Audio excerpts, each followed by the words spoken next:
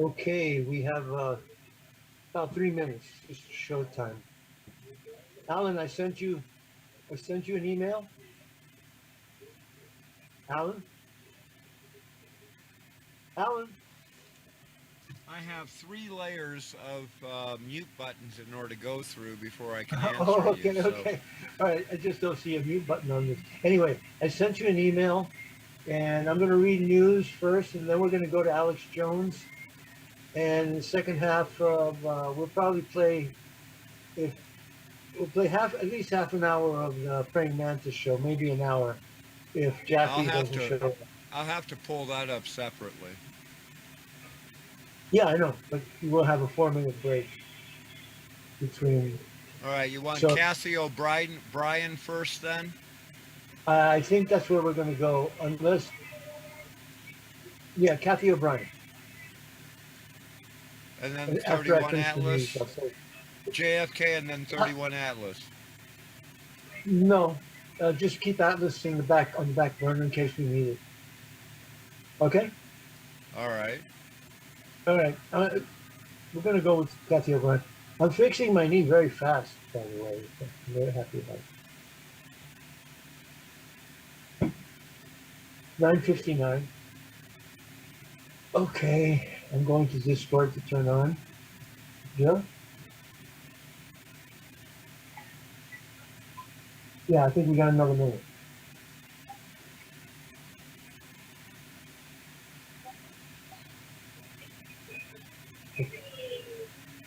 All right, let me hear.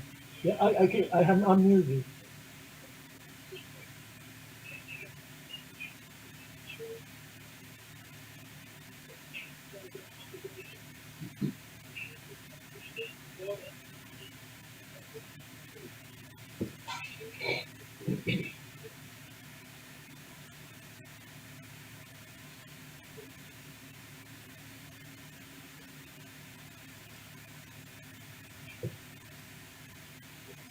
You want to go with Alex Jones first? Do you want to? Yeah, I think Okay. just to make it easy, I would like to have Robert Kennedy have it out with Ron Wyden. That's about 3 minutes long, but I don't know. You want to do that? Let's play Robert Kennedy after I do the news, okay? If you can swing it. What do you think? We'll start with Alex Jones, and then we'll move to Robert Kennedy. Okay, well, Alex Jones, I'm going to run to the end of the first hour. We can do Robert Kennedy in the second hour. Okay? Okay, Alex Jones, first hour, no problem. Yeah. I'll give you the cue after I do the news report.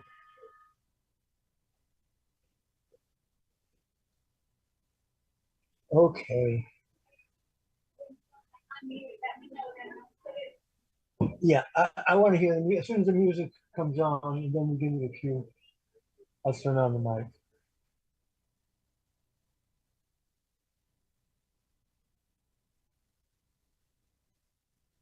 Okay, Alan, I think you can mute your mic now in case you call. We're up to the Ronald Reagan part right now. We're not engaged.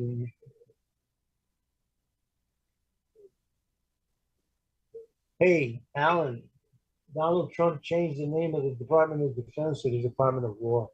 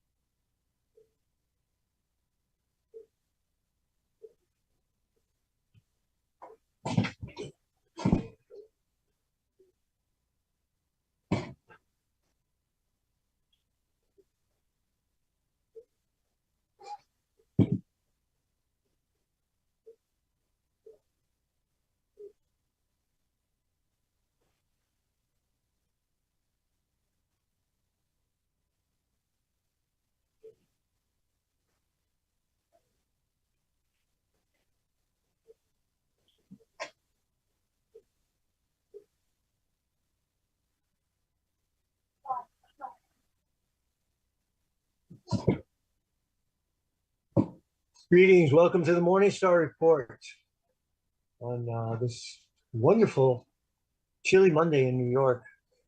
I have to say, I feel lucky to be on the air. And I'm happy to be here with Revolution Radio and this wonderful audience.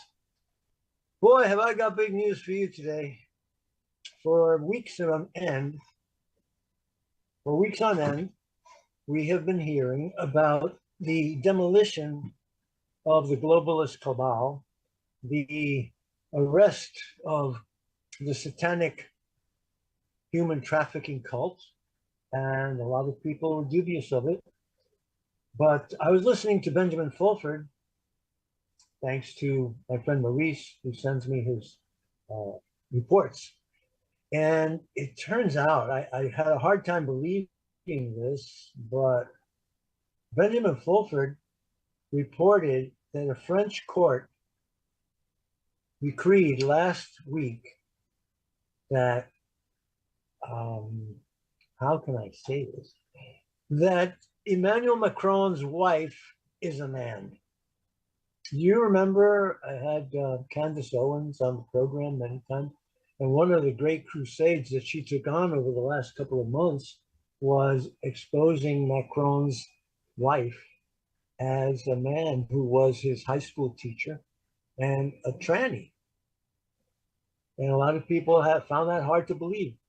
Well, according to Fulford, a French court decreed last week that indeed Emmanuel Macron's wife is a man, just like Barack Obama's wife is a man named Michael Robinson.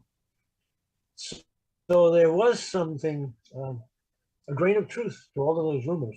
Well, I'm going to start off today by giving you a rundown on very important news. In keeping with the outstanding announcement that I just made, here's something that will give a little more weight to it. This comes from Citizens for Legitimate Government, which is a good digest of news, national and international news. So the French government collapses. The French government has fallen after Prime Minister Francois Bayrou lost a crucial confidence vote in Parliament on Monday. Bayrou is the second consecutive prime minister under President Emmanuel Macron to be ousted, throwing the nation into political and economic turmoil. A no-confidence motion in the National Assembly requires at least 288 votes to pass. Monday's motion received 364 votes. With the left-wing New Popular Front and the right-wing National Rally uniting in opposition to end a month-long standoff over Bayrou's austerity budget. That has to do with communism, folks. The austerity budget, that's not popular with communists. You know, when they're told that they're not going to get their government dole feed at the trough, they get very upset. So Bayrou's ouster reportedly leaves the French president to choose between appointing a socialist prime minister to steer a budget through parliament effectively ceding control of domestic policy, or to call a snap election that polls suggest favor Marine Le Pen and her national party. You remember Marine Le Pen is the female Donald Trump of France. And the socialists, as they like to call themselves, or they're really communist wolves in socialist suits, they banned her from running for public office. They tried to do, well, they did do to Marine Le Pen, what the Democrats tried to do to Donald Trump here in the United States. You know, those 4 trials that he was subjected to disqualify him from running. Well, in France, it's a little easier because the whole bureaucracy is socialist, communist. And so they banned her from running in the next presidential election. Now, here is a very disturbing report, which also deals with the way things are done in communist countries pretending to be democratic and socialist. 6 candidates from Germany's right-wing AfD, that's the Alliance for Germany party, die 13 days apart in a lead up to the local elections. 4 candidates and 2 reserves from the right-wing AfD, Allianz für Deutschland, political party in Germany, have dropped dead within 13 days of each other, just before elections, according to reports. The Alternative for Deutschland candidates were set to appear in ballots in North Rhine-Westphalia on September 14th. Officials said no foul play is currently suspected in any of their deaths. The frauds at the BBC reported the mass of untimely deaths among AfD candidates has forced officials to reprint ballots several times and invalidate some mail-in ballots, according to the BBC. What are the odds? CLT inquires. We now find out that the former commander-in-chief, Ukrainian commander-in-chief, Valery Zaluzhny, commissioned the sabotage of the Nord Stream pipelines. Sabotage of the Nord Stream pipelines in 2022. German newspaper Die Welt reported on Monday, citing an investigator familiar with the matter. According to the newspaper, German investigations believe they have cracked the case of the attacks on Nord Stream 1 and 2, which, by the way, Joe Biden promised he would destroy in January of that year, which run under the Baltic Sea and were built to carry Russian natural gas directly to Germany. Previous Western media reports claim that the authorities already knew the identities of the entire crew, reportedly made up of Ukrainian nationals, aboard the yacht Andromeda, which is suspected of being the vessel involved in the sabotage. Well, there was also a U.S. Air Force, U.S. Navy aircraft carrier and a bunch of SEALs that were seen swimming around down there about a week or two before the pipeline blew up. So they were probably putting on GPS locators to make it easy for the Ukrainians. That's my personal opinion, and you can take it or leave it. So now Zelensky, also on Ukrainian news, Zelensky appoints a graft suspect as a new ambassador to the United States. 28 August 2020, Vladimir Zelensky has appointed former Deputy Minister Olga Stefanishina. Let me say that right. Stefanishina as Ukraine's new ambassador to the United States, despite ongoing corruption allegations linked to her past government work. In his evening address on Wednesday, Zelensky announced that the formal procedures have been completed and said he had instructed Stefanishina to fully implement all the agreements reached in Washington, primarily in the defense sphere. Stefanishina served as Ukraine's deputy prime minister for European and Euro-Atlantic integration 2020 to 2025, and as a minister of justice 2024 to 2025, before her temporary appointment as a special envoy to the U.S. in July, amid renewed graft allegations. Again, in Ukraine takes new step towards banning its largest Christian church. They're doing the same thing in Israel. You know, the Khazarian mafia is anti-Christian. It's anti-Christ. And what Ukraine is doing under Zelensky, who is a Khazarian from Russia, is the same thing that the Israelis are doing. They have banned proselytizing. They have bombed and fired artillery at Christian churches. They've killed a lot of Christians along with the other dozens there. And they've killed a lot of Christians in the West Bank, which is another operation we're not hearing too much about because I the see that. spotlight is all. Excuse me, that was an extraneous sound that came from someplace not of this world. So Kiev has taken another step toward banning the Ukrainian Orthodox Church by officially declaring it linked to Russia. The ruling paves the way for a full ban in the country's largest religious institution through the courts. Vladimir Zelensky's satanic government has been increasingly taking aim at the Orthodox Church, the Russian Orthodox Church, in recent years, a policy that has hardened in light of the conflict with Russia. Several of its churches have been seized and criminal cases have been opened against clerics. This week, Ukraine State Service for Ethnopolitics and Freedom of Conscience posted a statement on its website saying that the UOC, the Orthodox Church, had been found to be associated with foreign religious organizations whose activities are banned in Ukraine. Isn't that a lovely title? This is so Orwellian that I really have to repeat the name of this. Ukraine State Service for Ethnopolitics and Freedom of Conscience. United States Service, Ukraine State Service for Freedom of Conscience is closing Orthodox churches. And here's another big deal.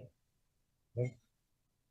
President Trump has issued an executive order to change the name of the Department of Defense to the Department of War, as it was during World War II. Now, why? Of course, the reason is obvious. Here we have a report from the Southern Hemisphere. Dramatic footage shows U.S. strike that obliterated drug-carrying boat off Venezuela, killing 11 Tren de Aragua narco-terrorists.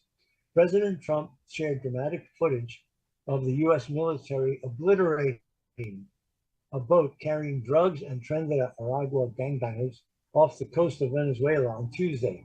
The video showed the small boat being blown out of the international waters and exploding into flames after it was struck by a single missile, killing all aboard.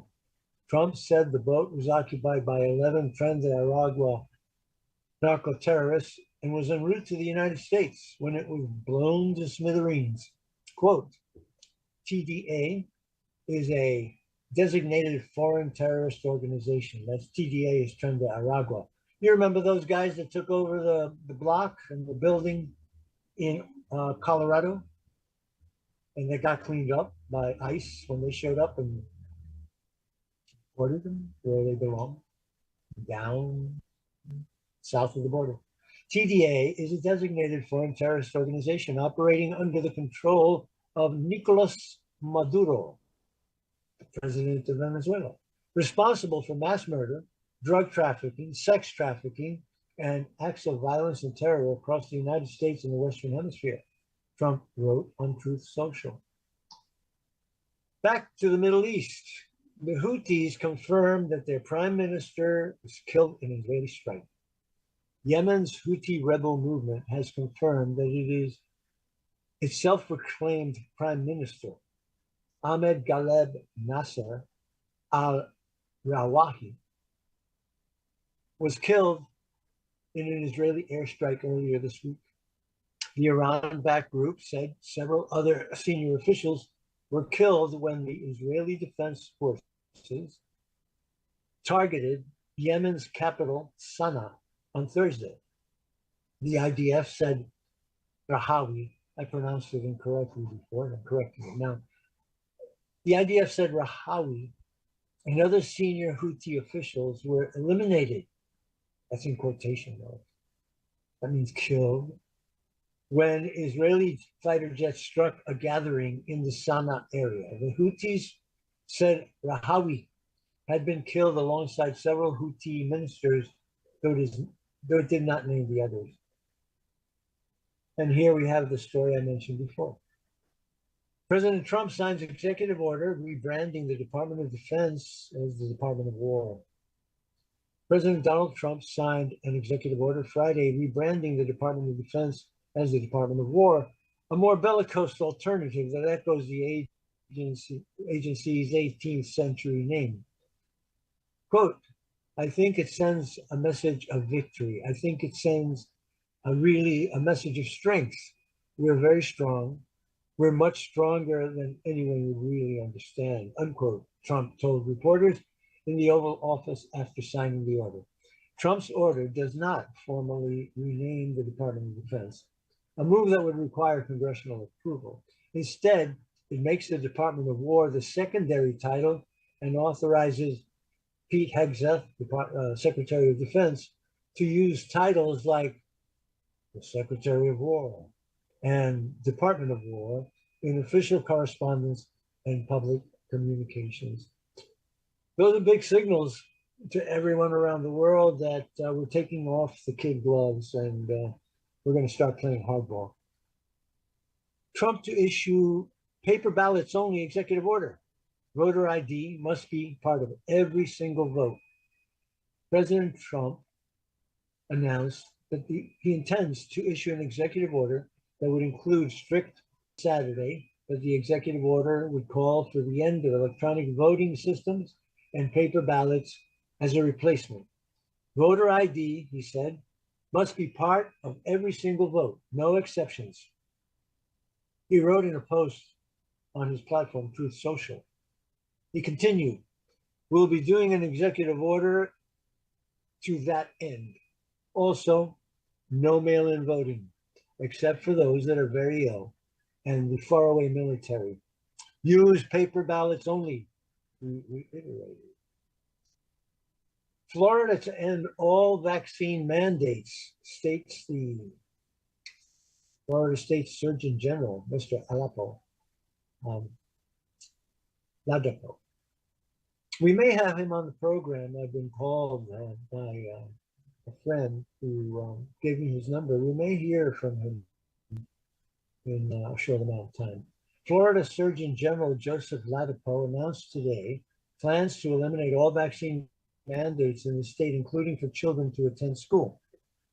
I quote, the Florida Department of Health, in partnership with the government, is going to be working to end all vaccine mandates in Florida, unquote, Ladapo said at a press conference in Tampa, hosted by Governor Ron DeSantis. Florida would be the first state to completely drop all mandated vaccinations. Ladapo said every immunization requirement is wrong and drips with disdain and slavery. Who am I as the governor or anyone else? Or who am I as a man standing here now to tell you what you should put in your body, he asked. Ladapo said some vaccines are mandated by the Florida Department of Health, but those requirements are going to be gone. We are going to work with the governor and lawmakers to get rid of the rest, he added. A little more fear porn, I guess I would call this. I've never heard of such a thing in probably 60 years, but the world's deadliest disease, which I thought was COVID-19, remember that? The world's deadliest disease spreads thousands of miles from Maine outbreak in chilling update. Oh, that's a really fearful headline. A case of deadly lung disease, tuberculosis, has been detected in a public high school days after officials announced there were multiple cases in the New England state. An active case of tuberculosis, known as TB, was reported in someone in Leesville High School in Raleigh, North Carolina, just weeks into the new school year. About 2,500 students attend the school in grades 9 through 12. Officials in Wake County, the county in which the school is located, said the person, who was not publicly identified, was present at the school sometime last week. So we had a couple of people in Maine, and now we have one person in North Carolina. And so they're trying to pump up the panic. And that's what the next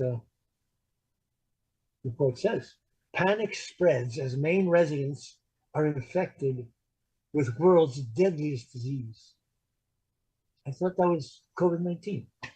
Fears are being raised in Maine after 3 people in that state tested positive for the world's deadliest disease.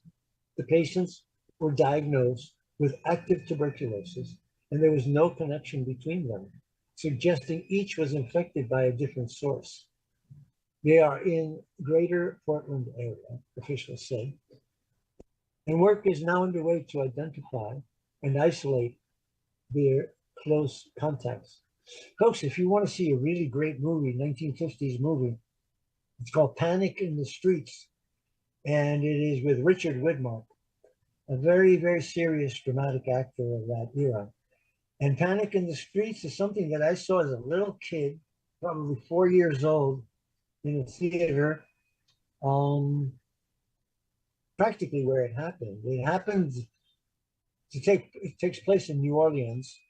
I hope I said that right, Jerry, New Orleans. And it's about a gangster who knocks somebody off, but the guy that he killed had the bubonic plague. And so he goes off and he becomes the Typhoid Mary of New Orleans, spreading the bubonic plague. And Richard Widmark plays a naval medical officer who has to track him down.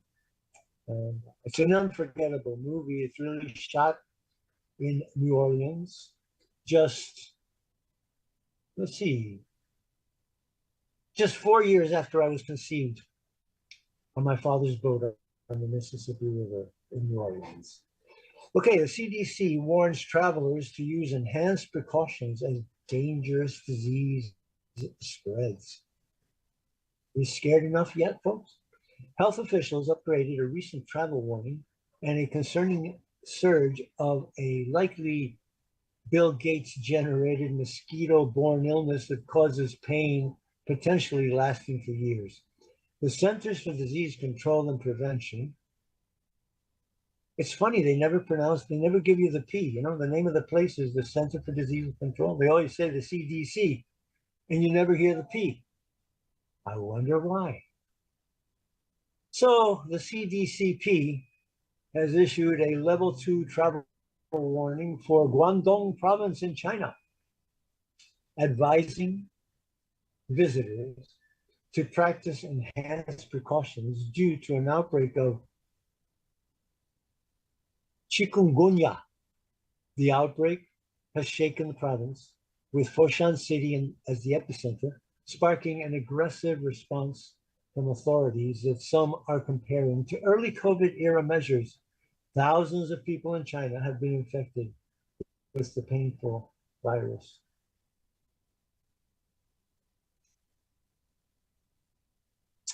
All right, a little more on immigration here. Chicago, listen up, Windy City.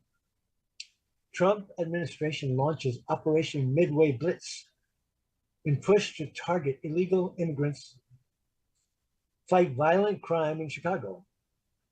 The Department of Homeland Security kicked off a crackdown on illegal immigrants in Chicago Monday after local Democrats spent the weekend protesting President Trump's threat of a federal law enforcement surge in America's third largest city. Quote, DHS is launching Operation Midway Blitz in honor of Katie Abraham, who was killed in a drunk driving hit and run car wreck caused by criminal illegal alien Julio Kukulbol in Illinois. The department announced on X. This ICE operation will target the criminal illegal aliens who flocked to Chicago and Illinois because they knew Democratic Governor J.B. Pritzker and his sanctuary state policies would protect them and allow them to roam free on American streets. We go on for the score last weekend. 54 people were shot, 7 killed in Chicago's weekend bloodbath after Pritzker claims Trump and National Guard are not needed. Bodies are piling up on the streets of Chicago over Labor Day weekend, with 54 shot, including 7 killed, as President Trump and Illinois Governor Pritzker spar over sending the National Guard into the Windy City. At least 32 separate shootings occurred in Chicago between Friday evening and noon on Monday, according to a review of police incident reports by ABC News, just hours after Trump posted a message on Truth Social on Saturday criticizing Pritzker's handling. I said funding. That's probably true too. Handling of crime in the city. At least 7 people were shot around 11 and 10 p.m. That's a pretty tight cluster. 7 people were shot around 11:10 p.m. in Bronzeville. Since the president declared a crime emergency in the nation's capital, violent crime has fallen by 45%, and carjackings are down a stunning 87%, then compared with the same period in 2024, D.C. Mayor Muriel Bowser said earlier this week. Oh, by the way, there were thousands and thousands and thousands of people in Washington, D.C., almost all of them white liberals. I would say 95% not residents of Washington, chanting "Free DC, Free DC, Free DC" to go back to 24/7 criminal operations. The reporter noted that thousands were there, and then when the rally ended, they all headed for buses to get on buses to go back home because they weren't from Washington, D.C. Trump declares D.C. a crime-free zone amid his federal crackdown. President's post came after he deployed 800 National Guard troops, resulting in over 600, 560 arrests, and a 40% drop in robberies. President Trump has declared Washington, D.C. to be crime-free, comparatively speaking. There haven't been many murders in the last 2 weeks. Posting on Truth Social on Sunday, the president wrote, and I quote, D.C. is now a crime-free zone. In just 12 days, President Donald J. Trump. In a second post, Trump added a list of updates and data. This is a list I get every single day, he said. In an update for August 30th, Trump's post said there had been 76 arrests and 5 firearms seized. Trump also said an El Salvadorian national and MS-13 gang member was among those arrested. 2 drivers of violence were arrested for felon in possession of a firearm and unlawful possession of a firearm. This is very interesting. Secret satanic network inspired Minneapolis school shooter. The transgender killer who shot up a Catholic church, killing 2 children, was inspired by a dark extremist network of nihilistic terror groups that prey on and exploit young people, experts believe. Groups with names like 764, COM, No Lives Matter, and the Order of Nine Angels, the Order of Nine Angles. There's a Masonic twist for you. And the Order of Nine Angles had been spawning school shooters and other violent actors for years, but are mostly unknown to the general public, especially to the parents of kids drawn into their sinister web. All the groups are sometimes called part of the 764 network, an umbrella term covering dark mishmash of fringe communities. Now, this is very sad, folks. This deals with Ukraine. Can you imagine, folks, being a beautiful, young, white, blonde Ukrainian girl who fled Ukraine to flee the war, moved to beautiful North Carolina, got on a train, sat in her chair, started looking at her iPhone, totally engrossed in her iPhone. She sat in front of a homicidal maniac who looked at her, sized her out, reached in his pocket, drew out a knife, opened it up, stood up, and stabbed her in the neck. He murdered her in plain sight of an entire train of people. Then he walked through the train with the blood dripping. It's got all over him. It was dripping all over the floor. And there was a guy that the judge had let off 14 times. 14 times, a felon who'd been in prison before. And the judge had released him. And he hasn't been caught and he hasn't been arrested. The judge let him go when he signed a promise to return for trial. And in a disgusting display of heartlessness, the mayor of Charlotte gave her condolences to the family of the killer, to the people, never mentioned the name of the victim, and said, we can't arrest ourselves. We can't arrest ourselves out of these issues. And pleading sympathy for this heinous killer. Let me tell you something else, folks. This guy was in prison several times. And stabbing in the neck is something that is called for by the Quran. Sharia law calls for the killing of infidels by stabbing them in the neck because it's a certain death. When you stab someone in the neck, the carotid artery, the jugular vein, they're severed and it's lights out. And I pray for this poor girl. So the murder of 23-year-old Ukrainian refugee Irina Zarutska on a train in North Carolina last month has sparked ongoing concerns about crime in the U.S. A video publicized on Friday by the Charlotte Area Transit System shows Ms. Zarutska seated on the train when she is stabbed from behind several times in a seemingly random attack. The suspect, 34-year-old DeCarlos Brown Jr., is charged with first-degree murder.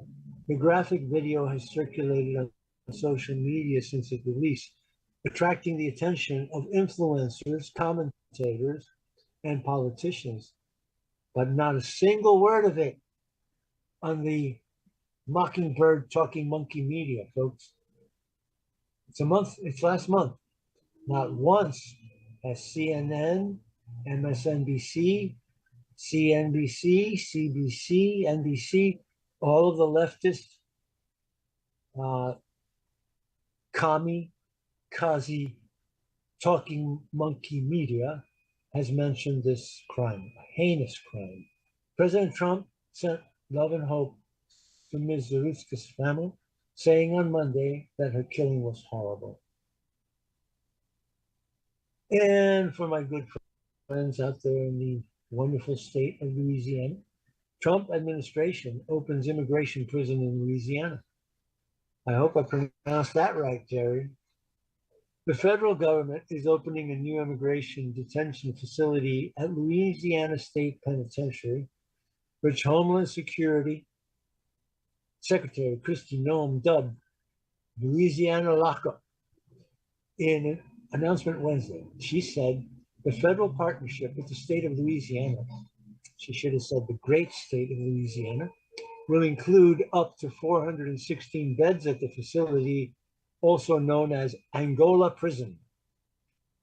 Quote, if you come into this country and you victimize someone, if you take away their child forever, if you traffic drugs and kill our next generation of Americans, and if you traffic our children and men and women, absolutely, there's consequences, Noem said during a news conference at the prison. She continued, you're going to end up here.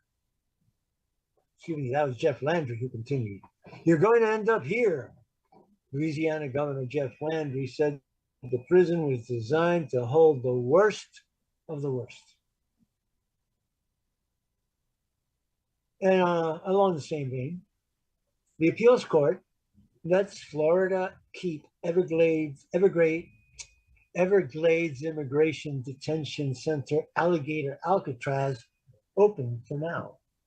Alligator Alcatraz, the notorious immigration detention center in the Florida Everglades, will be allowed to resume operations. A federal appeals court panel in Atlanta ruled 2-1 on Thursday to stay U.S. District Court Judge Kathleen's order to end operations indefinitely at the center, saying it was in the public interest to keep it open.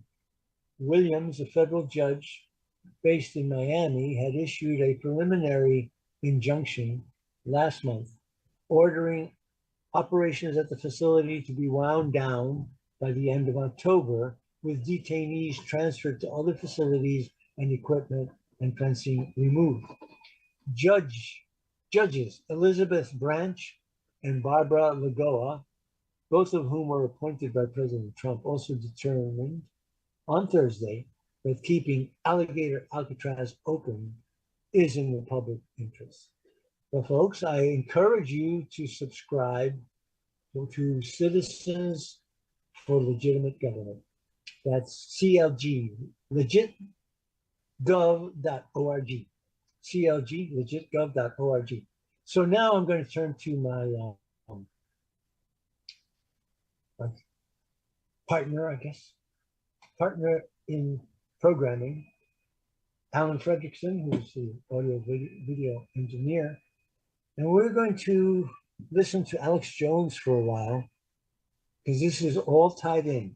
Alex Jones interviewed a lady named Kathy O'Brien who about 30, 30 years ago, she wrote a book called Transformation of America, but it wasn't transformation like TRANSFORMATION.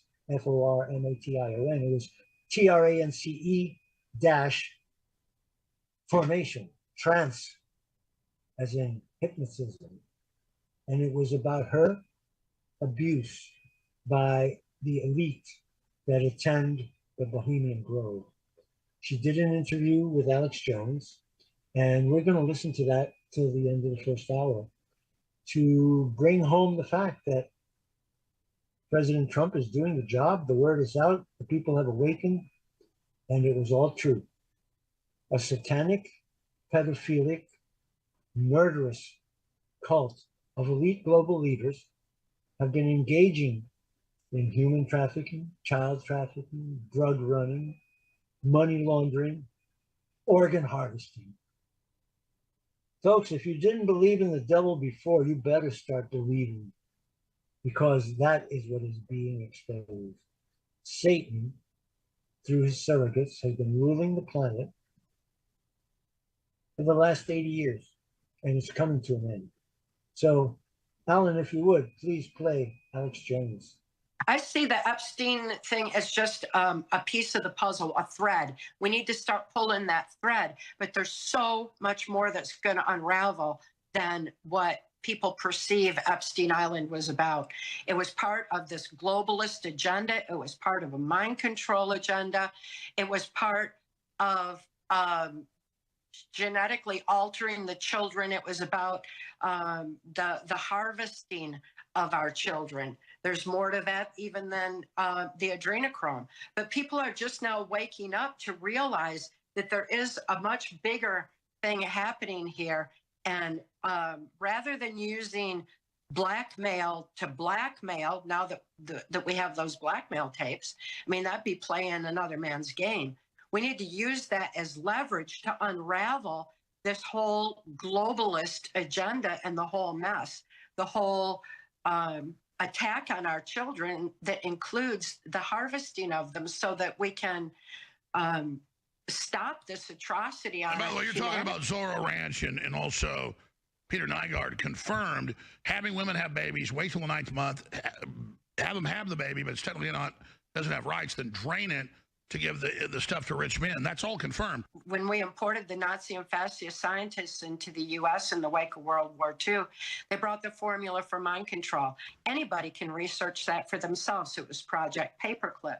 And those people kept everything secret through their secret societies and secret meetings. The secret is mind control. The secret is how they were going to create this slave society. Well, it's partially classified. The Germans called it Mind War, and they were spending something like 10% of their budget on it. A bunch of their generals didn't want to, but that was Mengele headed that up. But yeah, it's called the Mind War Project, and the U.S. got those files. Right, exactly. And so it was perpetuated here. Well, as soon as it was brought into the U.S., the 1947 National Security Act went into place to keep it secret. And with the National Security Act in 1947 came the CIA. The CIA was put in place to start enforcing this globalist agenda and start sneaking it into society and infiltrating it into different areas. So these secret meetings that I was exposed to at Mackinac Island, Michigan, and Bohemian Grove and everything is where these global leaders would get together and decide the fate of humanity. Talk about some of those meetings. This is other victims. So you're basically there, what, 8, 9, 10 years old, like delivering drinks, or they're waiting in the cabin for them? How are you exposed to it at these meetings? I was used in the blackmail ops to fulfill perversions that were being filmed. And, again, they don't trust each other either, so they hold each other by the blackmail, so to speak. So I was used in those positions with them, and was also, because I was there for that, heard discussions that were going on at the time and was privy to those. So there were a lot of discussions that were going on that are documented in Transformation of America, so people can look into those further. But they've been planning the infiltration of society for a long, long time. It's been going on. They're my using whole life. behavioral psychology with government control to play God. The government hears Alex Jones, who has the largest audience in the country, bigger than any of the networks, the biggest megaphone in the country. The deep state hates Alex Jones. She was in the beta test. Or let's say beta 2. It was after Mingala and World War II. It really launched. That's declassified. But she was got first beta, I'd say second beta, maybe she disagrees, and then you got operational by the late 90s is rolled out. Where they don't really, they still do it behind closed doors with trauma-based mind control, the rest of it. But now it's in mass system with the culture and the media and the drugs and the system. So you all got to read Transformation of America. But I was thinking about all this Epstein stuff, and I thought, why don't we get a certified real MK Ultra victim whose names and all of it, and later it's come out in documents. And why don't we get her unfiltered take on what's going on? Because you have these congressional hearings and these victims who are confirmed, and you have never any evidence of Trump. Then why is he starting to say, don't bring it out? Well, he says they planted stuff. It's where the record the Democrats are going to leave is going to be a plant. But I still don't want to, I think Trump should just address it that way. And he kind of has, but his communications have been bad on it. And General Flynn agreed with me, so did Elon Musk. They both liked it and both posted it today. It was just a breakdown I did. It's only 30 minutes long on Real Alex Jones on X. And Flynn responded, so did Elon Musk. I stated this weeks ago. The Epstein issue is not going away. This is beyond concerning. And what we likely see are the big gun lawyers and law firms coming out. We will see pressure being applied to DOJ and other government institutions to make this go away. He goes on to say that I'm right, that it's actually very scary. So as a congresswoman, but imagine how the victims who are children at the time feel. If we focus on protecting children from those who intentionally abuse them, regardless of societal class, then we are focusing on the right aspect of this. We must, at all costs, protect children. This is not a political issue. It's an issue that is a very serious moral issue. So they were shaken by what they heard in the committee hearing. They came out. I've got clips of it there. None of the women that were on the panel said they ever saw Trump do anything. Only one of them, worked at Mar-a-Lago. Trump fired or kicked Epstein out because of him recruiting her, Giuffre. But that said, Trump has been engaging in very schizophrenic behavior, like release it all, don't. It's all a hoax. We mean what the Democrats have? So I wanted to get Kathy O'Brien on to talk about this, and then I want to segue with her into the externalization of the method. She was really, without me bringing it up a few months ago, bringing up the trans thing, which is MI6, Tavistock, CIA on record, the dad of the shooter, most of them CIA, high-level, geospatial, all of it.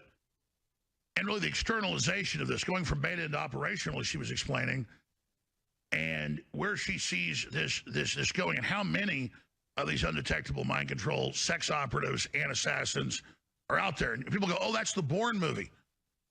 Or that's based on declassified stuff. They really, Dr. Ewan Cameron, Jolly and West, the psychiatrist and McVeigh and Jack Ruby and all of them, and Sirhan's the same story. It was declassified. They were trying to create sex operatives that they could wipe their memory with different personalities, and also assassins. And so I know it's not hard for Kathy O'Brien to talk about it. She's just not a very, let's just say she's a lady, and she's gotten over a lot of it, not a graphic person, but if she wants to, again, the feeder systems are satanic ritual abuse. It's all confirmed.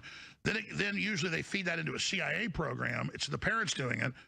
But now they've moved on, but the parents would actually have to rape them and drug them themselves. They have the government do it, the schools, the feeder groups under the trans thing, and that's why the majority of mass shootings are now the trans. So that's my gestalt.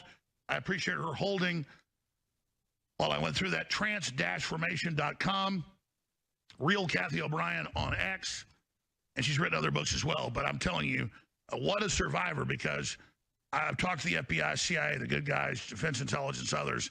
Most of the women, and you hear about the women, a large portion's boys. You can say the majority, they get so screwed up that it just, and then they become like heads of different federal departments, sort of the gay Satanist. I mean, I would bet that guy was in trauma-based mind control. He'd wear pentagrams, all of it. That's where this is. So, from what I've seen, it tends to be actually women that come out of the program. And that's a whole other area. So, Kathy, there's so much to cover. I want to try to give you the floor. We can go into the next hour if you've got time to start wherever you like. Did I accurately say that, or what would you add to it? Oh, there's so many different directions to go with all this, Alex. We've been at this, you and I have, bringing truth to light for decades now. You know, and we go all the way back to Bohemian Grove when MK Ultra mind control slaves were being sacrificed at Bohemian Grove to eliminate them for the information that they had. That was, By the way, explain that. That's come out in declassified documents that they call it using someone up. Sometimes they are so vicious to the baby, they go ahead and kill them, but then they pick some to be servants. But what usually in the 30s, they get rid of you. Because this is on record, but this is horrifying but important. Explain that. Yeah, it is important, and people should look into Transformation of America or listen to it on Audible to get the details, the graphic details of what actually goes on there. But it's the same thing as what was happening at Epstein Island. The difference is Epstein Island was disrupted in the midst of it. Bohemian Grove, very few of us survived that onslaught that was done there. Thanks to, people like you crawling in there on your belly and getting photos so early on, at least, some of us were. Well, by the way, Kathy, when I did that in 2000, I halfway didn't believe it. I knew you were real. I knew Gunderson was real.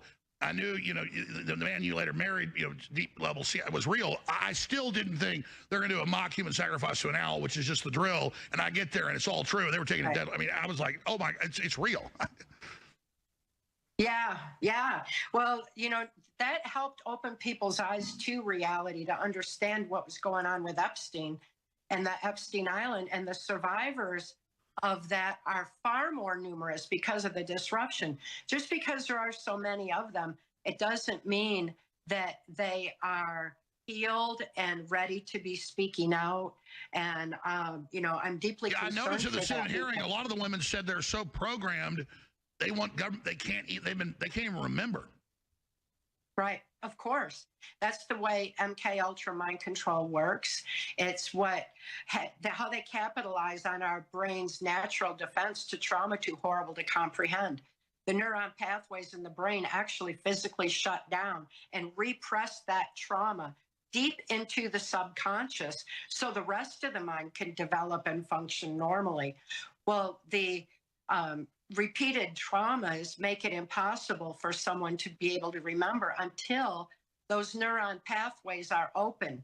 And it takes being in a safe place, because that's how our brains respond to safety. You never talk about this, but can you speak to, just a few minutes, I know it's hard if you can, to the early satanic feeder group with your family? Can you talk about that programming? I know it's hard to talk about. Yes, well, was found in the Hitler-Himmler research. There's no trauma more horrific on the human mind than sexual abuse of a child prior to age 5 while the brain is still forming. Equally, satanic ritual abuse, because of the blood trauma, is so against human nature that it is, too, one of the most horrific traumas on the human mind. So in my case, since I was thrust into MK Ultra mind control so early on, I was subjected to both sexual abuse and ritual abuse, both of which prepared me later for my White House Pentagon level programming through Lieutenant Colonel Michael Aquino. All right, I know specifically, can you talk about blood ritual? You mean watching people be killed?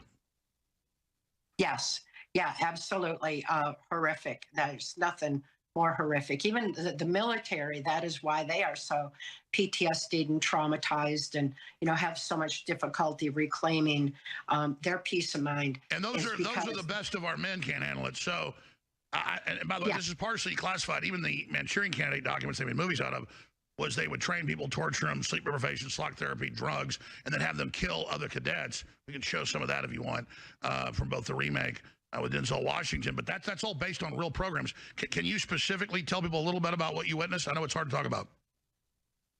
Well, what I witnessed was horrific. throughout the years, especially. I mean, in childhood, it was horrific enough to see an animal being sacrificed. And in later years, knowing what went on at Bohemian Grove and, other places, it's absolutely horrific what's been done to so many MK Ultra mind control slaves, so many little children.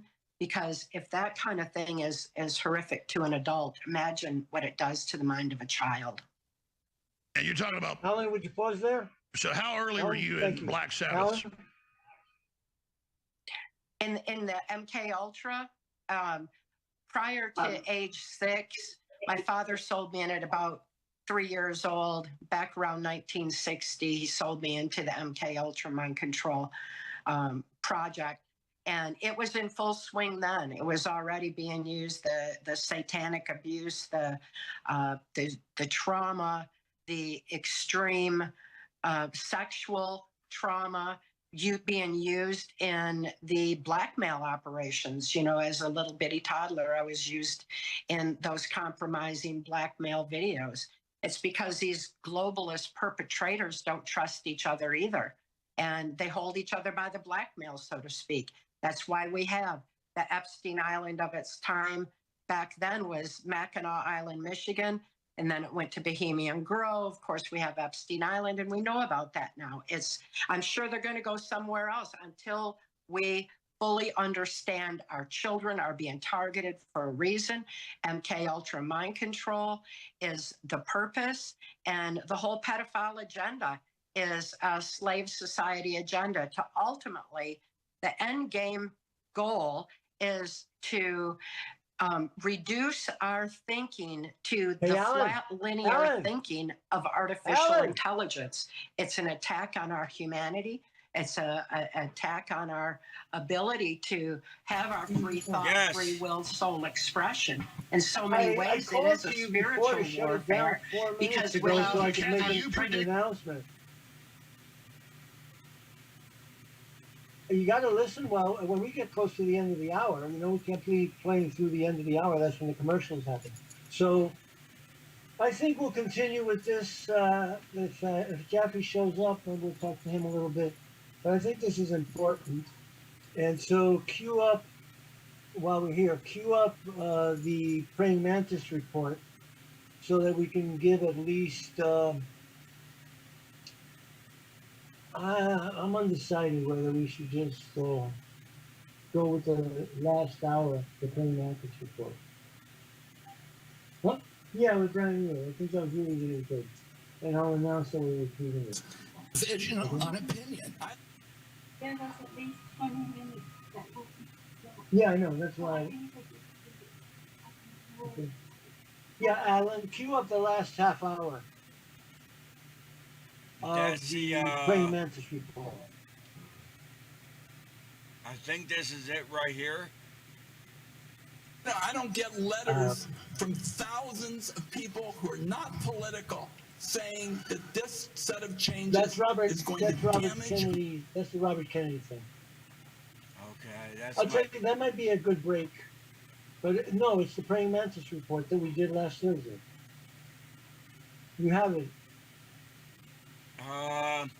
I just came in because Rex had Ellen had to go take care of the dog and had a problem.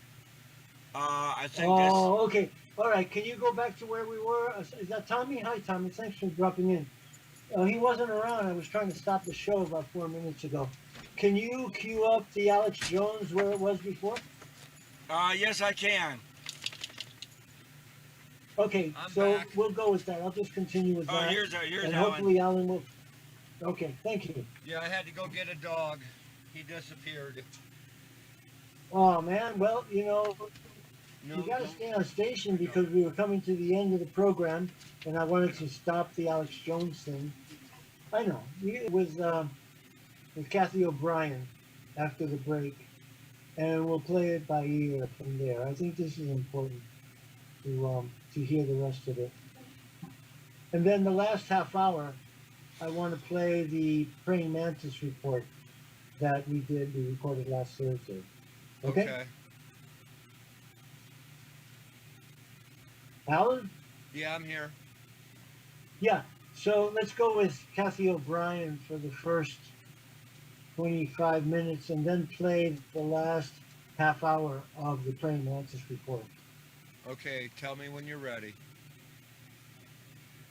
Okay, we're waiting for the break to finish. All right, it's going pretty well. All right, I wanted to end it a little early. I yelled, Alan, turn it off, but after Kathy O'Brien, okay? So, Alan, maybe after Kathy O'Brien, we'll play that 3 minutes of Robert Kennedy. Okay?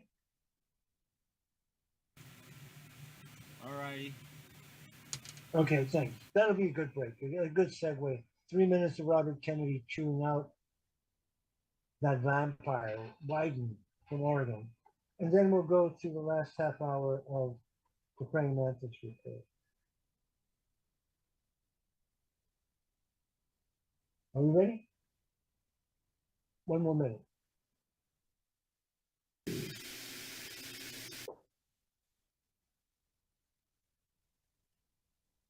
Pentecost.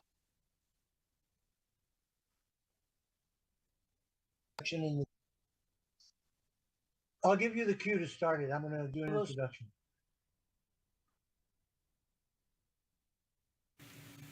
I got it queued exactly at the 30-minute mark. Very good.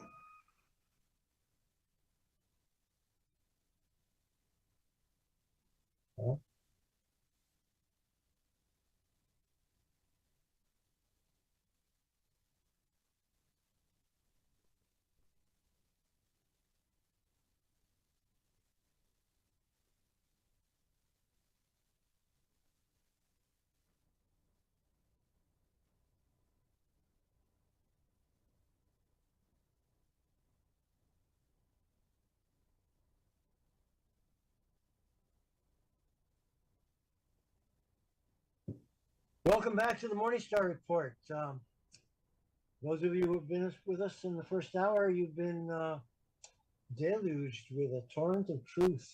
We discussed everything from international affairs to national tragedies.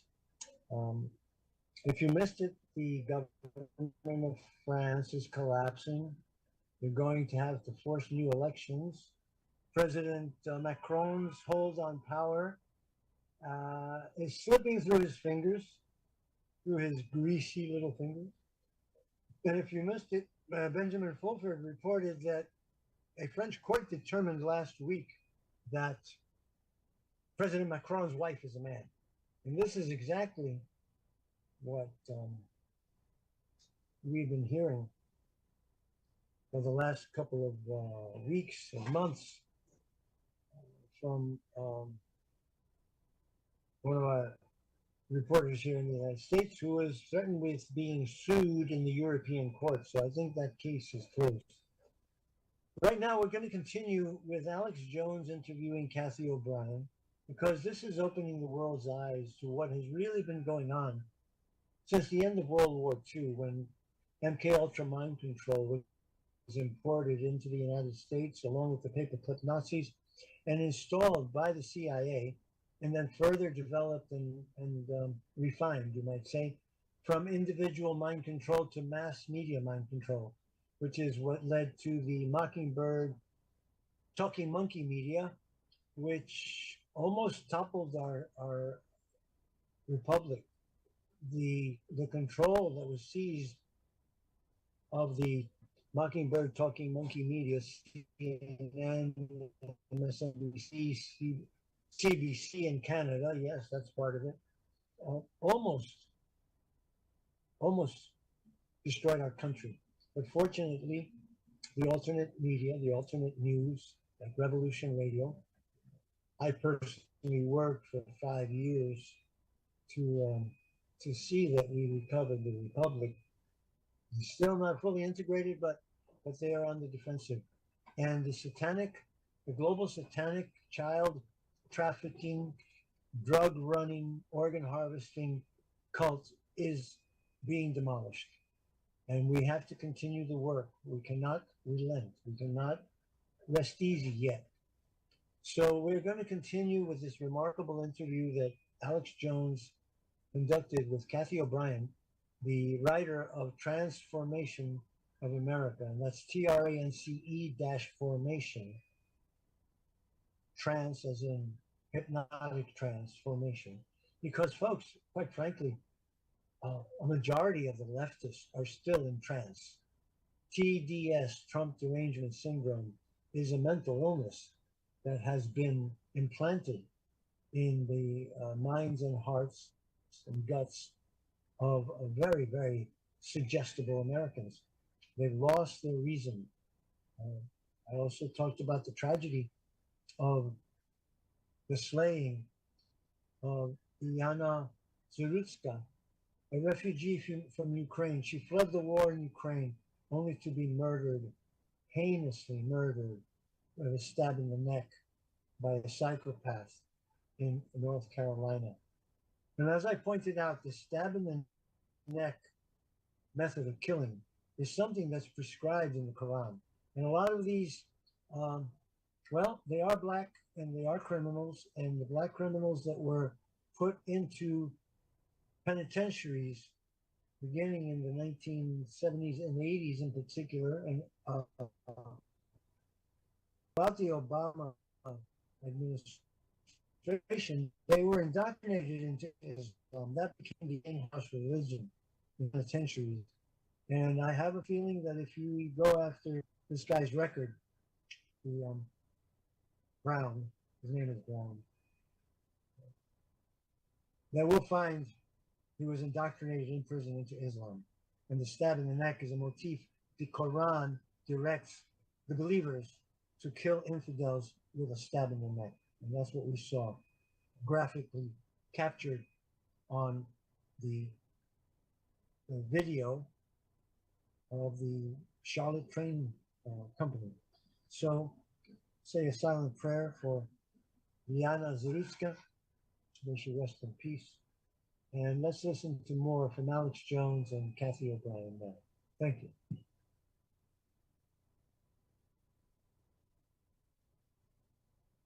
In your book 30 years ago that this was a beta test they would externalize. Now the gay pride parades, the pedo parades with the kids like captured things, the public schools leading them out, sexualizing them, drag queen story time, open pedophilia, the Vatican having kids for trans events this weekend.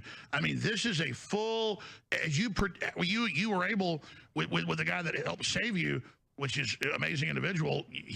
I read the book now, it's like, oh my God, now it's all, I know it's true, it's all in the open, but how you guys were able to predict the externalization, you guys were just the beta test. Well, you look at the whole pedophile agenda was moving into a depopulation agenda. That's what the transgender movement is about, is depopulation. You can go back to Gerald Ford's cabinet and look who he had in there. I mean, he had Henry Kissinger, George Bush, Dick Cheney, the same old characters. But nevertheless, he did the first depopulation agenda with Henry Kissinger. People can research that for themselves. It's still available right there on the internet. State Department Memorandum 200. Well, those inner circles gave me great insight into exactly what this plan was. And you said it. You were abused by Gerald Ford. Absolutely, he was the reason I was thrust into MK Ultra mind control. So describe. You say, but by being there, you understand it now. Well, give us a little idea of that.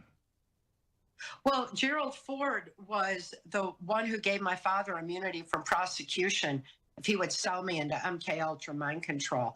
I had been prostituted to Ford since I was a little bitty toddler. So the connection was there. By the time Ford is political, I was among these perpetrators deep in the Washington, D.C. swamp, where the mind control agenda was being planned and being played out. And it was our children who were being targeted for it. So having foreseen all of that plan and deprogrammed it by healing from within myself, It's all in my 1995 testimony for Congress, and if it hadn't been censored under national security, if people had had that information, then they would have had the knowledge that is our defense against mind control. We wouldn't be in the position that we are today. But, censorship takes its toll. Information has been suppressed for a long time. And unfortunately, that same information has been suppressed very deliberately from the mental health community, so that as these survivors emerge, they're only met with bad therapy that perpetuates the victim mentality, that keeps them highly suggestible and easily led. So, yeah, exactly. How were you able to get out? Because almost all the other women and men that have been confirmed to be in this they're not even so much zombies. They can't find their real personality. How do people get out of this? By our birthright information. That's what Mark Phillips found buried under national security when he was working the highest levels of intelligence. And that's the guy that saved you, Mark Phillips. I know him. Yes. Yes.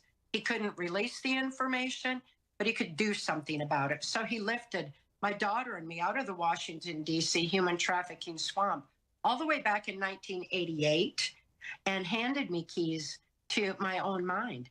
Mark did not deprogram me. He reminded me that it's within us all to heal. We have been led outside ourselves for generations now to rely on big government, big pharma, big tech, big cult religion to tell us how to live. Knowing you have your sovereignty and still your core spirit, and that you can do it through God, being aware of it, then you're able to heal yourself, basically is what you're saying. Exactly, because without free thought, there's no free will. Without free will, there's no soul expression. When we lose our soul expression, we lose our discernment of truth. We lose our ability to have compassion for each other. We lose our ability to go within and align with the divine within and tap into that strength of the human spirit and the infinite power of love. It's our saving grace. It's the saving grace of humanity. That's why our humanity is under attack. That's why we're enduring this spiritual warfare, and mind control is their tool for doing it, because by using trauma after trauma and keeping our conscious mind distracted, we're not able to think to align with our divine. And that's why they try to keep us off balance, keep us out of nature constantly. Exactly that. Trauma after trauma after trauma. Looking at the handbooks of this trans shooter, devil worshiper, dad, super high-level CIA. We now know the police knew, ordered to stand down. Mother worked at the school again. It's the same story over and over again with these shooters. Over and over.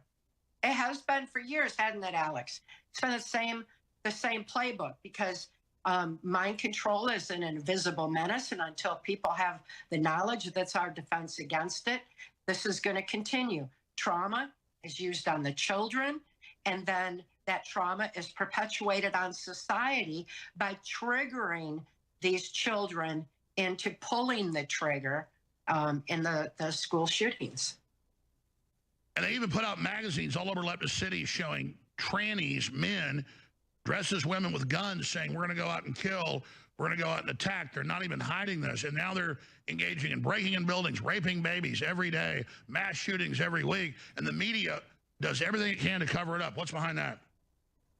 Well, look at the MK Ultra involved in the pedophile agenda, how it shifted to the transgender movement, and after mind control masked as a virus was unleashed on the global population, because the children went from absolute terror and depersonalization of wearing a mask, which inhibited oxygen to the brain necessary for critical analysis-free thought.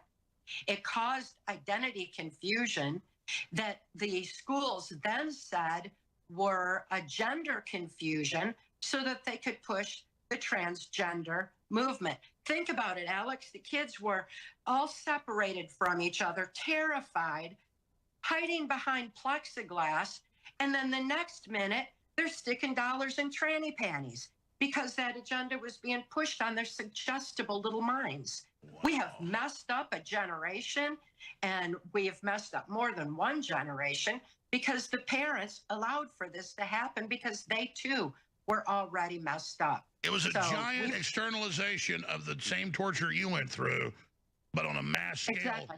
When did you first publish Transformation? You predicted all this. 1995. That was all validated. Every word in Transformation was validated. But it actually happened like you said. So there's the Exactly. proof. And they even declassified it was a CIA mind control program, COVID. We'll be right back. We need funds. We're fighting the globalists at point blank range. And they got a receivership hearing with Judge Guerrero Gamble that ran the Texas show trial next week. Ultimate Life Force is the best. Cardiovascular, heart health, spike protein. Okay, Alan, But let's skip the commercials. And folks, you're listening to Alex Jones interviewing Kathy O'Brien. She wrote a book called The Transformation of America, in which she outlined how the elite, people like Gerald Ford, she said that her father prostituted her out to Gerald Ford when she was a child, 5 years old. And they continued to abuse her. She became a little servant girl for the Bohemian Grove clique. And when she came out, hardly anyone believed her. But I had already learned about Candy Jones. Candy Jones is the first mind-controlled American female spy that the United States government developed right after World War II. And she was given to Bob Hope, of all people.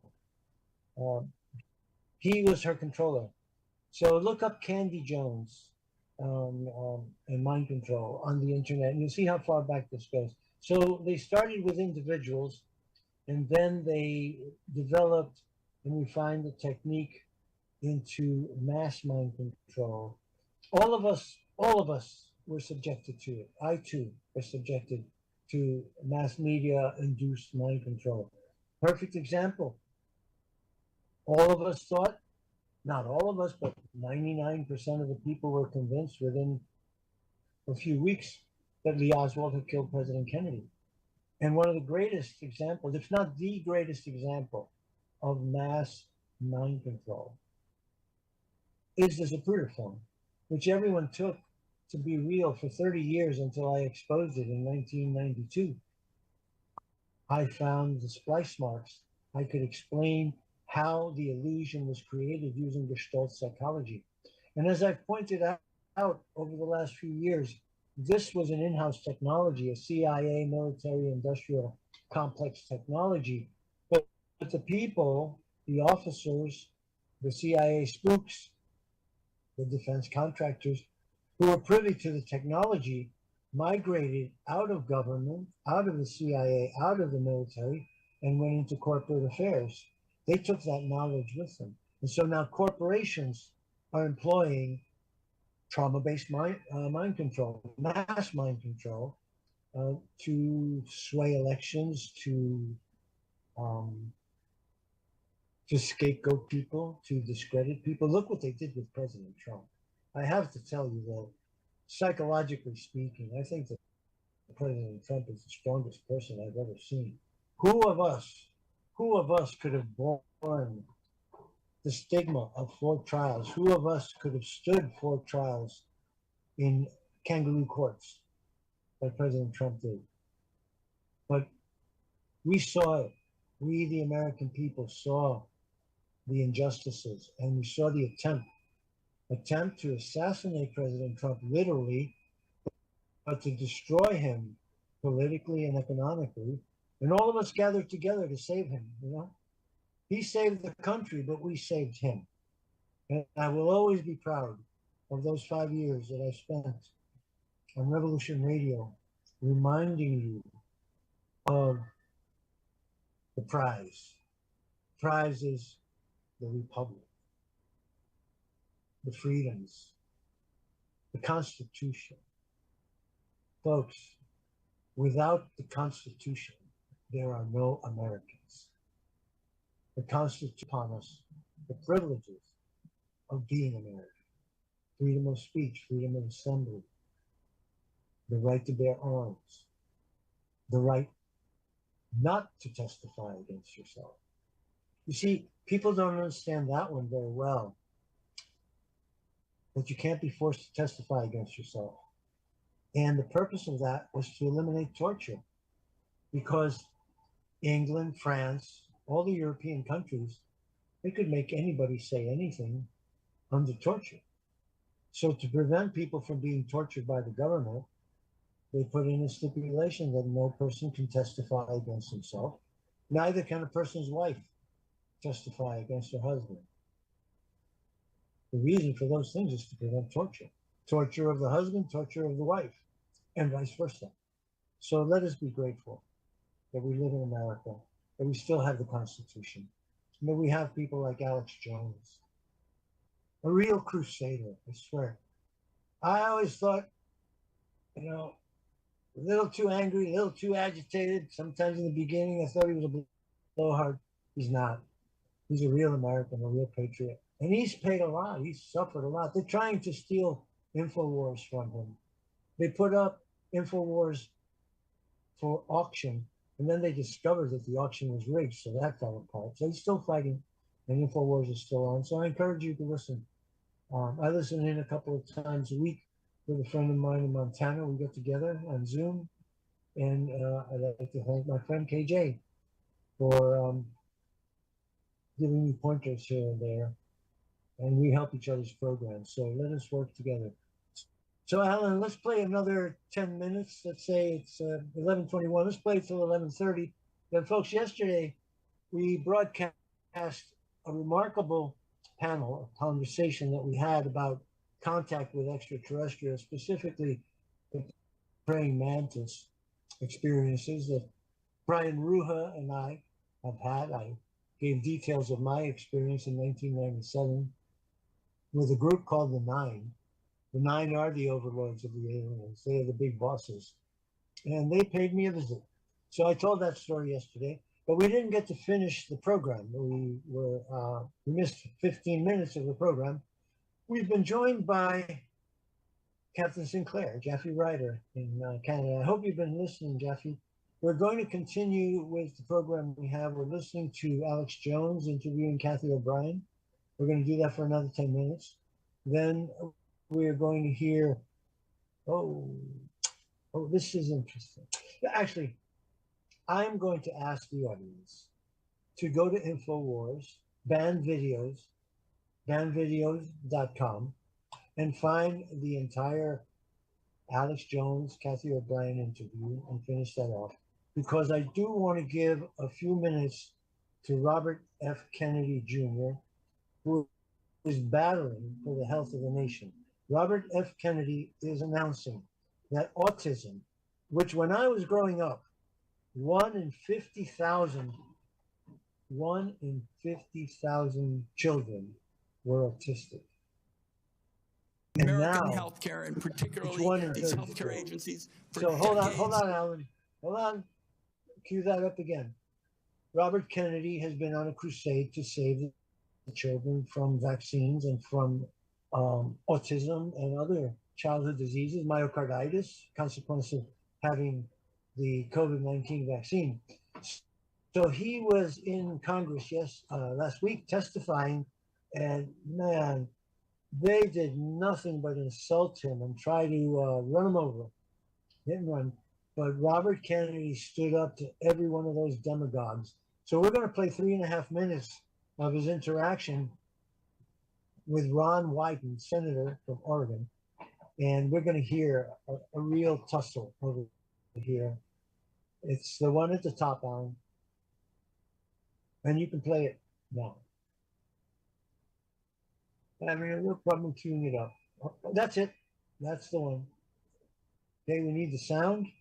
And we need the fury. I don't get letters from thousands of people who are not political saying that this set of changes is going to damage American healthcare, and particularly these healthcare agencies, for decades to come. I don't get any letters from people saying, hey, this is going to make a big difference forever. Yeah, maybe you're listening to a selective group of people. Well, you get me. Yeah, and I will. Fine. I will tell you what, Senator. I will put my mailbag against your mailbag any day of the week. 30 seconds. Vision on opinion. I don't.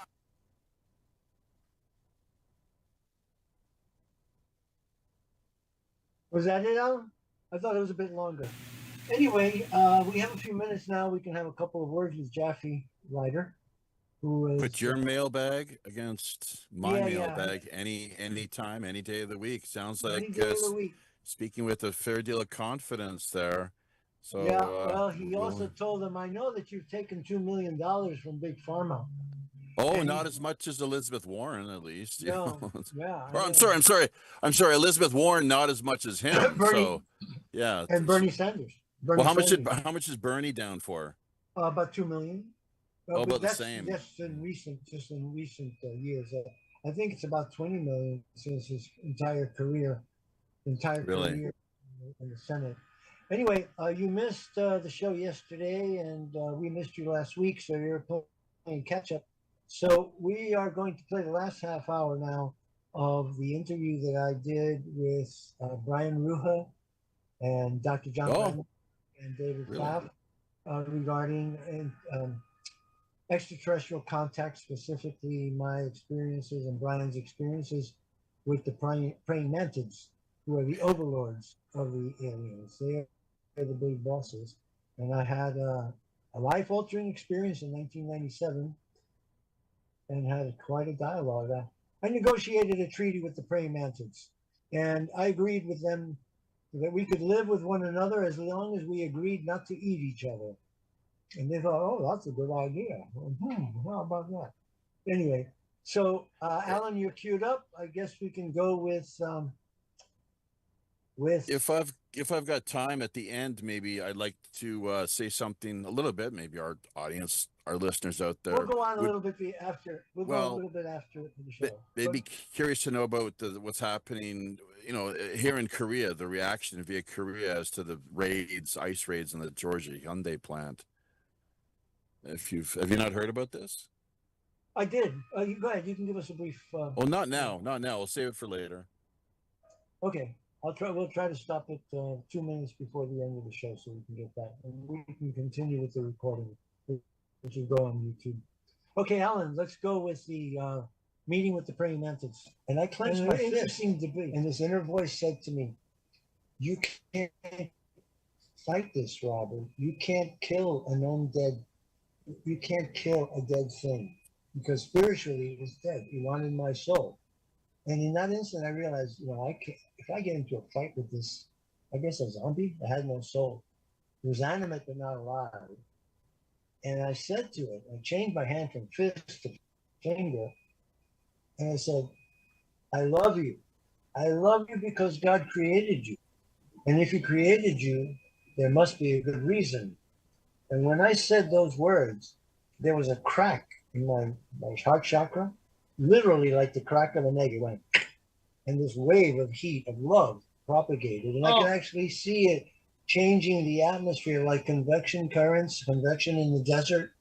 But it was just like that. It was changing the atmosphere, and He was reaching for my heart, for my heart. Oh, yes. And when that wave touched his hand, it burned him. He went, and he screamed, and poof, he disappeared.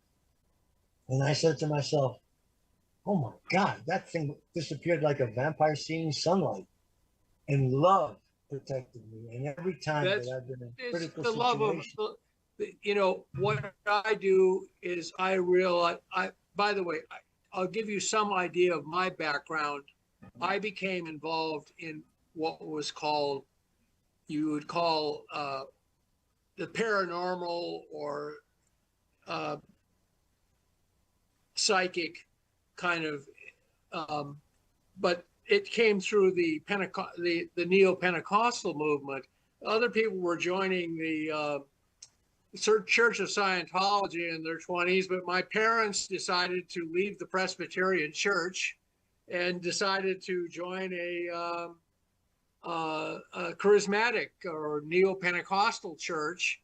And I was their oldest child, so I was very loyal to them. So I joined too. And things which you would call psychic or paranormal phenomena became just every day for me.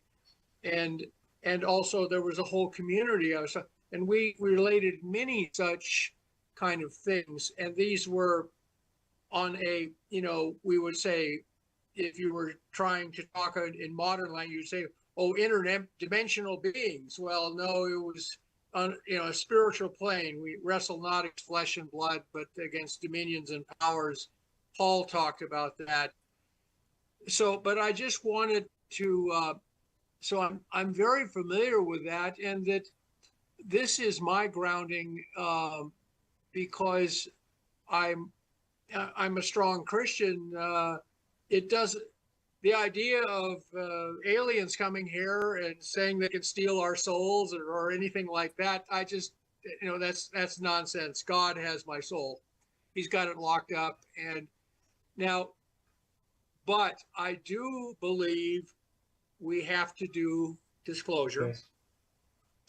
And it must be done gradually, because I even have members of my own family that, despite all of the headlines, I said, look, the stuff I heard in Washington, D.C. when I worked for 20 years ago, it's now being testified before Congress. And they said, I'm not going down that rabbit hole with you, John. Mm-hmm. And so, Right. so out of respect for their feelings, what there is, I'll mention people, the Brookings Institute study, there is something to that. Oliver Perry and his squadron of warships arrived in Japan to open Japan from being, a hermit kingdom. The Japanese government received them, and it was a very peaceful visit. The Oliver Perry went out of his way to kind of intimidate the Japanese, because we wanted to establish trade, and also there were sailors washing up in Japan in lifeboats, and we couldn't get them back to return them to their families. So they wanted to open Japan, to open correspondence, but it was a very positive thing in the end. And what happened, though, was the reaction of the peasantry to this collision with the outside world, with these steamships with big cannons on them, and all of these foreigners and their foreign ways. And there were places in Japan that fell into complete chaos because people started saying it's the end of the world, and they were having wild orgies in the streets because they said these. I mean, the literal translation of the Japanese phrase that describes this period is "What the hell? Yeah. Everything is ending." And so the samurai lords had to impose order and tell everybody, get back to work, calm down and get back to work. So there is, that is one place where I encountered, there was a great societal upheaval because of contact with suddenly a new and larger world and more advanced technology. So the Brookings Institute, they do have, you can't reject their opinion. So we have to do this gradually. I will say also that because of my work on Mars,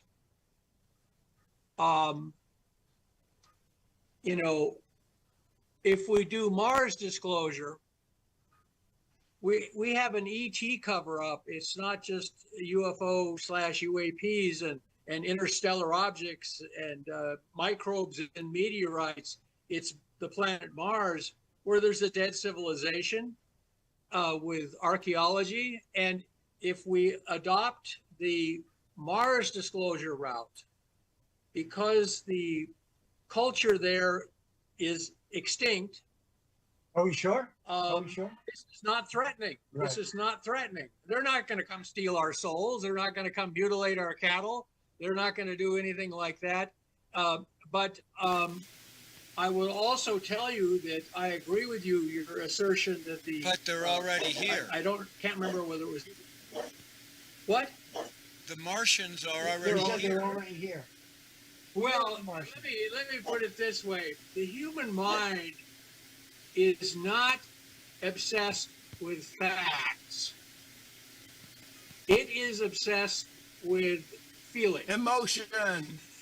Well, it has to emotion. do with Now, education. If something came down from outer space and had sex with a human female, how would the child ever know that it came down from outer space? It would only know the human lifestyle and what is taught here. So how many times could this have been repeated? Go ahead. Oh, I'm just saying. Oh well, it's written in the Bible that the so-called sons of God saw that the human females were beautiful and decided to have babies with them, and these babies were it's translated in some cases giants, but it means just great men, about whom many legends are written. This is all Greek legends of Zeus running around on Earth, fathering children like Hercules and Perseus, things like this. So, these ideas are already in our culture. Now, I will just simply tell you that the Catholic Church, especially the Jesuits, have done a careful study on this, and they concluded that we should be preparing to preach the gospel to the mantids and the grays. Of course, they're going to say that. Of course you're going to say that. Well, I've studied the Bible myself, and it's true. And so I wrote a book called Cosmic Jizz. Oh. Well, thank you, It John. has that, and it lays this all out. Now, so now we have the different species, and I'm very glad, Robert, so I don't need to stress it. Praying mantises are a ferocious predator on Earth. Exactly. That was the point of showing you. So is all of the smart animals on this planet. Wolves, killer whales. Everything eats. They tried to change the name to orcas. Actually, orc means just devil in Latin. Yeah, but you're talking about insects. I think the real ETs are peaceful and spiritual and highly different than ETs. Everything eats. As usual, the universe is a complicated place, just like the Earth is. Imagine trying to sort out all the different factions on Earth, and David Pfaff was talking about breakaway civilizations, and I said, David, which ones? Right. See, you can look at the secret governments. We probably have 3 secret governments, but I'm just trying to say that things are complicated, and once you realize that complexity is part of reality, then you realize some of these people want to be our friends, especially the people who look just like us, these Pleiadians. We're probably part Pleiadian, all of us. And then there's other species that are mutilating cattle and abducting people and doing sorts of terrible things. And, by their fruit you shall know them. Exactly. Now, we're gradually, this is all our it's a passage. We're going through a passage, just like all of us do in life, a passage. And we're going to end up having a cosmic awakening. The best way, I think, to do that is through Mars disclosure, because it gets people over the speed bump of, are we alone in the universe? No, we're not. But the people on the planet Mars are dead, and we have to go up. And then what you do is you say, we have to go up there and investigate. Then you start, of course, some characters will say, well, why are they dead, John? And I'll say, well, we have to go up to Mars to find out.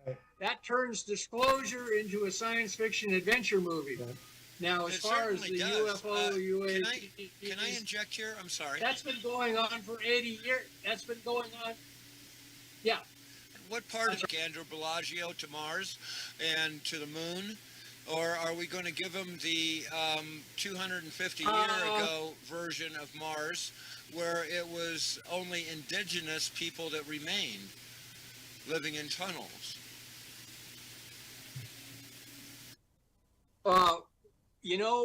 I don't know exactly what's on Mars besides the archaeology. But I will just say Mars has microbes on it, and it has archaeology. And what I began by saying is the human mind we are the result of a survival process in evolution. And that means we tend to be optimists, even if that seems mindless at sometimes points in our history. And we also have circuit breakers in our head that if we go down a mental thought channel that we decide is probably not good psychologically, our circuit breakers pop. And what they will here, the human race will be perfectly happy to focus on a dead civilization on Mars, especially one that looked like us. And if you bring up the UFO, UAP thing, they'll simply say, oh, those are just drones or balloons or Venus. And they can hold, remember George Orwell's doublethink? Yes. The human race is a master of doublethink. And it does that because it's a route of psychological survival. Denial is not just a river in Egypt. It's sometimes essential to our survival. To keep we have to have a mental attitude that is positive, looking forward to the future. And so what we do is we say, we're going to push the UFO controversy down the road. That's, full disclosure. And then we'll focus on Mars, and that will get people over that'll be the Copernican moment. But then, not only did we have Copernicus, we had everything that followed Copernicus. It was an expanding revelation. Thank you, John. So thank you said my very piece, much. and Thank you. You guys closing thoughts, or Maurice, if you have a question, take it now, or you just go on to closing remarks from Brian Ruha. It's just been fascinating. Go on with Brian. Thank you. Thank you for being here. Okay, yes, Brian. Thank you for being here, Mark. Thank you. It's exciting. Oh, it's nothing, Maurice. Nothing is more important in history right now than this. Yes. Than this. Yeah, I believe so too. Well, I guess the most important to me right now is the revered Alan Dulles. What was his relationship with the Mantis, with James Jesus Angleton? Robert told us that story yet. I just want to know. I mean, I could say a lot more, but I want to know. Alan Dulles and the Mantis. I got to hear it. They basically made contact prior to the Roswell crash. The United States government was already in contact with this extraterrestrial group that had decided to settle on planet Earth. And this is revealed in a letter written by Einstein and Oppenheimer. Einstein and Oppenheimer were the real heads of MJ-12, above the 12. The 12 I didn't know that. They didn't get along. And they didn't get along. But the point is, Maurice wants to say something. I could just tell. Maurice, say something. Well, it's just all fascinating to me. I don't have any real questions. I have to think. Oh, okay. I'm sorry. But no, it's really great. So keep going, you guys. Well, it looks like you were bursting to say something. Here's you've got to remember that we're dealing with a place where it's very difficult, Robert, Brian, Maurice, to get any documentation on all of this stuff that can be believed. We don't know exactly when the government decided that it wasn't alone. I heard it was at Cape Girardeau. Yes, exactly. Makes sense. About 1941, that suddenly this thing crashes. And they see the photograph, and they went looking for photographs. There are two photographs. I've seen two. One. There are two, and those two photographs prove to me the authenticity of it.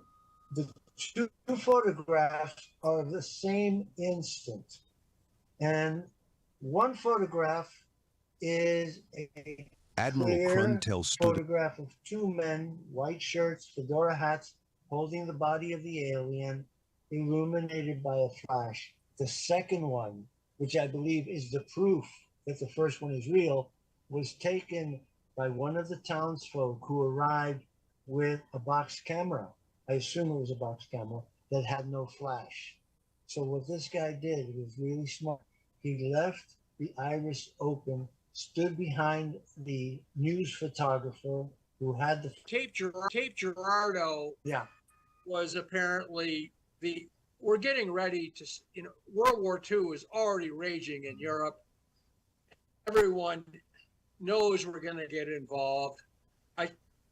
I'll tell you just, my mother was a very smart girl growing up on a poor farm in North Dakota, and it was obvious to her they were going to get involved in World War II.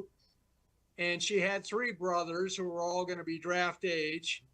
And she said it was obvious they were going to have to fight Hitler, but they just didn't, nobody wanted to do it. So it wasn't, she said the big question was, how is this actually going to happen? And then Pearl Harbor happened. We have a question from a listener here. There's a picture of her and her sister and her 3 brothers on the farm in 1942 after they'd been drafted in the Army. And do you think they looked like they were full of patriotic fervor and eager to go get in this war in Europe? No, they did not. Okay, we have a question They here. went anyway. We're coming to the close of the program. Let's get this question in. I'm sorry. Hello. Yeah, I just would like to ask or mention that on Earth at this time, we have so much that is quite concerning in terms of the reality that we're living with. And, we've just been through the COVID-19 and the vaccine all over the world, like worldwide. And many people have experienced loss of life and illness. And we have the whole Earth being covered with a grid of technology, 5G tech, what they call 5G, but it seems to be more than that, and satellite systems, and all these different things have just come in the past 5 years or 20 years. And so life on Earth is being covered with this new kinds of frequencies. And we have CERN, we have nuclear energy, we have all kinds of, incredibly unusual phenomenon, as well as spiritually, we have so much going on. So I'm just wondering, what your views are regarding the present time that we're in. And I agree with Mr. Brandenburg that we have several different things happening at once regarding all the different beings involved, but we do seem to be under an overwhelmingly, seeing that if you're following these things, and even on a human level, on society level, we seem to have a lot of Satanism, a lot of trafficking, and all kinds of things going on. So I just wonder, how does your view fit in with this reality on Earth? The human race has been through very troubled times like this before. And you've got to remember that we are the descendants of a long, long line of survivors. Our brains are, it's not just that we can go through bad times and recover from them completely in a few years, but we're almost adrenaline junkies. That's true. I'd like to say that everything compare this to December 8th, the day after Pearl Harbor. Right. This is nothing. This is nothing. But my father and my uncles and everybody knew exactly what to do the next day. And they didn't know how anything was going to turn out, but they got through it. And we're going to get through this. Yeah, we are. But I want to say that everything that Jill brought up all the negativity, the mRNA, the deaths, the mass death. I believe all of that is part of the alien agenda and is part of a terraforming of the Earth to move us aside to make room for the aliens. It could So be, that that could be a major calling. As part of my thesis as well. There may be a calling of the population. Yes. That's part of my hypothesis. Yeah.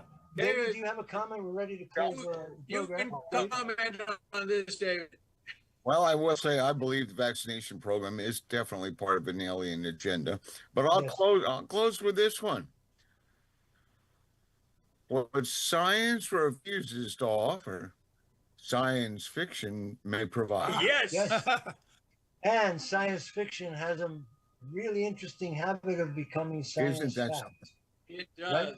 You know, one of the things, this thing that we're doing here right now, this Zoom meeting, it goes back to that phone call in 2001, A Space Odyssey, where the little girl was talking to her father. He's up on the space station on his way to the moon. And he says to her, "Hi, honey, and your birthday's coming up. What would you like?" And she says, "I'd like to have a bush baby." And then it goes back. But that was, you know, pure imagination, pure science fiction. And here we are living the reality of it.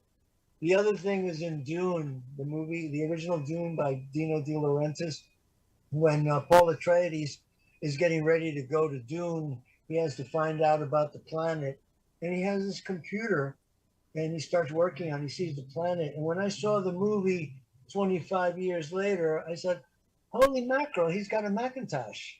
You know? Yes, So that's right. these things, science fiction becomes science fact. Last word to Brian Ruhan, our guest of honor, who's responsible for this dialogue or colloquy. So Yeah, well, I have my closing one remarks, Brian.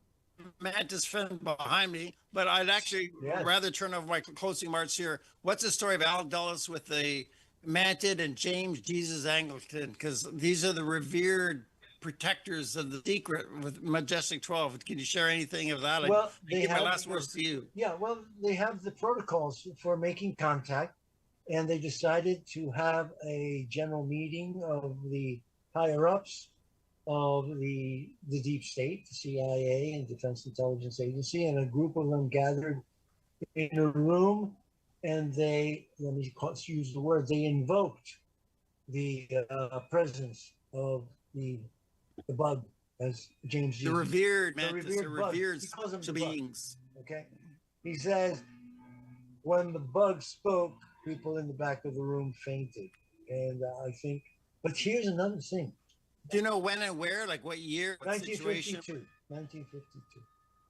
Wow. And Alan Dulles was there?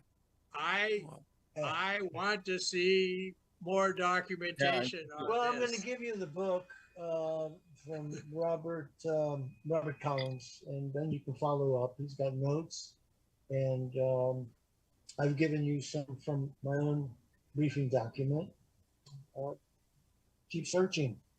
With that, folks, I'd like to say thank you to all of you who joined us. I'd like to thank Brian Ruha, Dr. Brandenburg, Dr. Pfaff, who's there. Dr. Pfaff.